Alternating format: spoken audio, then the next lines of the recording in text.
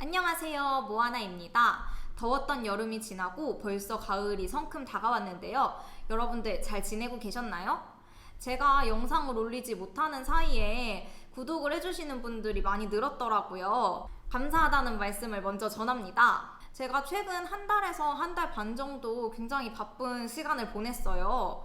저의 주 업무는 마케팅이랑 출판 그리고 사철 제본에 관련된 일들인데요. 최근에 사철 문의가 정말 많았거든요. 혹시 이 사철 제본 어디에 많이 사용되는지 기억나시는 분들 계신가요? 네, 지금 우측 상단에 뜨고 있는 이 영상에서 말씀을 드렸었는데요. 사철 제본은 주로 펼침이 중요한 다이어리나 사진집 같은 데 많이 사용됩니다. 저는 보통 다이어리를 가을에서 겨울 넘어가는 쯤에 많이 제작하시는 줄 알았는데 올해 보니까 여름부터 준비하시는 분들이 굉장히 많으시더라고요. 오늘은 이 다이어리가 만들어지는 과정을 간략히 살펴보고 이후 영상을 통해서 어떻게 다이어리를 준비하시면 좋을지 함께 알아보도록 하겠습니다. 왜 이렇게 많은 분들이 여름부터 다음 해를 준비하실까요? 그 이유를 알려면 이 다이어리가 만들어지는 과정을 먼저 알아야 합니다. 첫 번째, 너무 당연한 이야기지만 기획을 먼저 하셔야 해요. 내가 만들고 싶은 다이어리가 어떤 다이어리인지, 또 몇 페이지부터 몇 페이지까지 어떤 내용을 넣을지, 어떤 종이를 사용할지, 컬러로 디자인할지, 흑백으로 디자인할지 이런 것들이요. 이런 대략적인 스케치가 필요한데 아무것도 모르는 상태에서는 너무 막연하니까 내가 원하는 게 뭔지 정확하게 알기가 어렵죠. 이럴 때는 시중에 나와 있는 다이어리들을 한번 살펴보시면 아이디어를 얻는데 굉장히 도움이 됩니다. 이 기획 단계에서는 다이어리의 내용뿐만 아니라 다이어리의 전반적인 사양을 결정짓는다고 생각하시면 될 것 같아요. 그러면 어떤 사양을 결정해야 하냐? 이것은 제가 다음 영상에서 좀 더 자세히 알려드릴게요. 이렇게 기획이 끝나셨다면 이제 편집을 하셔야겠죠. 일러스트나 인디자인 같은 프로그램을 다루지 못하신다면 한글이나 파워포인트를 활용하기도 하세요. 하지만 저는 이런 방법은 추천드리지는 않습니다. 다이어리 디자인에 사용되는 기능들은 그렇게 어려운 기능이 아니기 때문에 유튜브나 블로그를 통해서 배우시고 일러스트나 인디자인을 활용하시기를 추천드립니다. 왜냐하면 한글이나 파워포인트는 다루기는 쉽지만 그만큼 구현할 수 있는 범위가 한정적이고 또 이 프로그램 자체가 RGB를 기반으로 하고 있기 때문에 인쇄에 사용되는 CMYK로 변환이 되었을 때 우리가 작업할 때 모니터로 봤던 색상들과 비교해서 조금 더 탁하게 보일 수가 있습니다. 편집까지 끝내신 후에는 인쇄와 제본을 할 곳을 찾으셔야겠죠. 보통 인쇄를 맡기면 제본까지 연결되는 경우가 많기 때문에 인쇄소를 먼저 찾으시면 될 것 같아요. 이 인쇄소를 선택하실 때 물론 가격도 중요하지만 더 많은 영향을 미치는 건 내가 만들고 싶은 이 다이어리를 얼마나 정확하게 구현해 줄 수 있느냐겠죠. 아까도 말씀드린 것처럼 다이어리는 사철 제본으로 하는데 이 사철 제본을 여러분이 원하시는 만큼 소량으로 할 수 있는 업체가 많지 않습니다. 나는 100부 정도 할 건데 100부면 대량 아니야?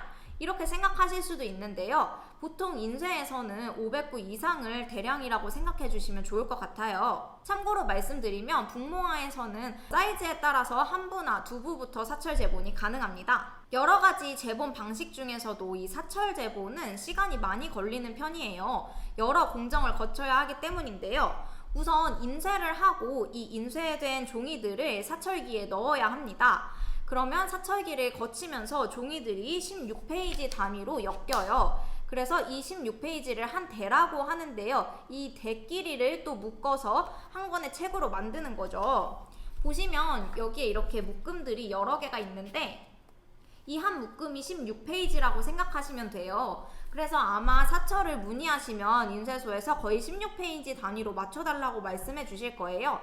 이 한 대가 16페이지로 구성이 되고 그 대끼리 또 이렇게 실로 엮여 있습니다.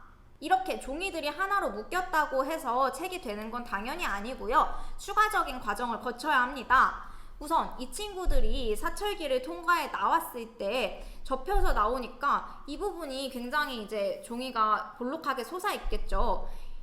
이 지금 제가 가지고 온 샘플은 이미 만든 지 오랜 시간이 지나서 납작해졌지만 그래도 왼쪽이 훨씬 두꺼운 것을 확인할 수 있습니다. 그래서 어쨌든 이렇게 사철기를 통과해 나온 책들은 숨을 죽이는 시간을 좀 거쳐야 해요. 이렇게 볼록했던 책들이 좀 평평해지는 시간을 가져야 되는 거죠.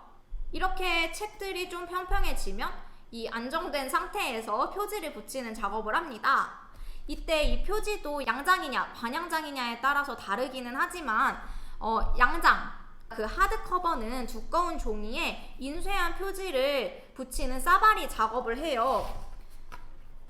잠깐 보여드리면 이렇게 두꺼운 마닐라지에 인쇄된 표지를 붙여서 안쪽으로 넣는 싸바리 작업을 하기 때문에 시간이 더 많이 걸리고 거기에 따라서 공정도 늘어나고 공정이 늘어났기 때문에 비용도 더 비싸집니다. 일반적인 책을 제작할 때 사용되는 무선 제보는 인쇄가 나오면 무선기에 넣고 재단치면 끝인데 사철은 사철기에 넣고 또 이 사철기를 통과하는 데 걸리는 시간은 무선기를 통과하는 데 걸리는 시간보다 길어요. 또 이렇게 사철기를 통과해서 나온 책을 숨죽이는 시간도 필요하고 그 다음 표지를 결합하고 또 재단하는 과정을 거쳐야 하니까 공정도 늘어나고 이 다이어리를 제작하는 데 시간이 굉장히 많이 걸리겠죠. 그리고 이런 모든 공정이 한 부를 만들 때든 100부를 만들 때든 동일하게 거쳐야 하는 과정이다 보니까 제작하는 입장에서는 사실 소량일수록 굉장히 부담이 될 수밖에 없습니다. 이렇게 몇 부를 만들든 동일하게 시간이 오래 걸리기 때문에 샘플을 여러 번 보시고 또 수정 과정을 거치실 분들은 여름부터 다이어리 제작을 좀 준비를 시작하시는 거죠. 하지만 지금도 늦지 않았습니다. 여러분 너무 조급해하지 마시고 제가 알려드리는 과정을 차근차근 따라오시면 시간을 단축해서 다이어리 제작을 하실 수 있을 것 같아요. 여러분 오늘 영상에서는 다이어리 기획 그리고 제작을 위해 어떤 과정이 필요한지 정말 간단히만 살펴보았습니다. 왜냐하면 이것저것 고려해야 할 사항이 너무 많아서 이런 간단한 영상으로는 다 설명드리기가 어렵거든요. 그래서 제가 다음 영상부터 쭉쭉 다이어리 제작과 관련된 내용들을 소개해 드릴 거예요. 그러니까 저희 북모아 채널 구독하시고 앞으로 나오는 영상들도 같이 시청해 주세요. 그럼 곧 만나요. 안녕.